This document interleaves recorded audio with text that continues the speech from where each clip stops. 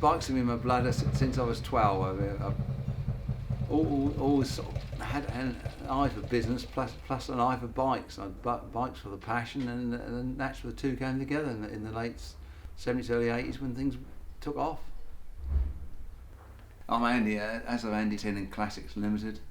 We've been here since the beginning of the very bad winter of '85. This was the old railway station, and we were just fortunate to find it as an ideal premises for doing bikes. We spent a long while titivating the place up to try and make it into a sort of usable site. And the bikes have been coming in ever since. I was fortunate. I had one contact in '85, but we used to go down to Bournemouth and clear loads of bikes off this chap. And there were 500 bikes in stock, and we used to go down and take a lorry load at a time and bring them back and sell them inside. We're buying in classic bikes, checking them over, doing the best to fix any faults that they've got, and then marketing them. On our own website usually. Peter the mechanic usually takes for a ride after checking them over, and we usually do a YouTube video on them as well.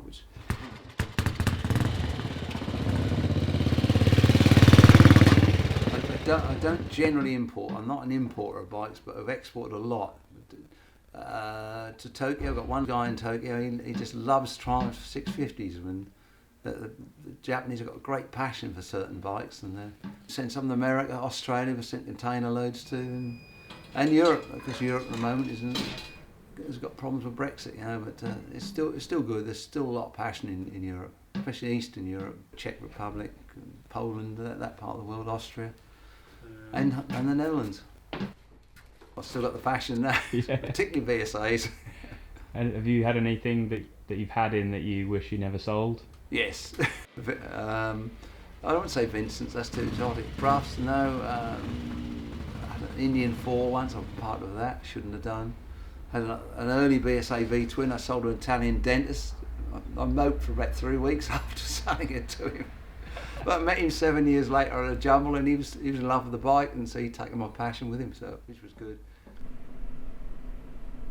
And what is going to happen to it's always difficult, and I've got a good friend that said, "What plans have you got?" But, it's just we bump along from day to day. It's the thrill of finding the next bike and the next bike. We found somebody last year with 130 bikes in his shed, and bought more or less the lot of him. So you're always busy, and tomorrow doesn't never seem to come. But it will do. Somebody will come along one day and they'll bowl Andrew out. It always happens. Right. But one of our colleagues up in Hull, he was an old-time bike shop, Don, and he never gave up. He sold his shop to Tesco's and started another one in his late 70s. And he died pushing his van out of Snowdrift a few years ago. So the old bike has never retired. You'll put the kettle on there, Michael? I certainly will.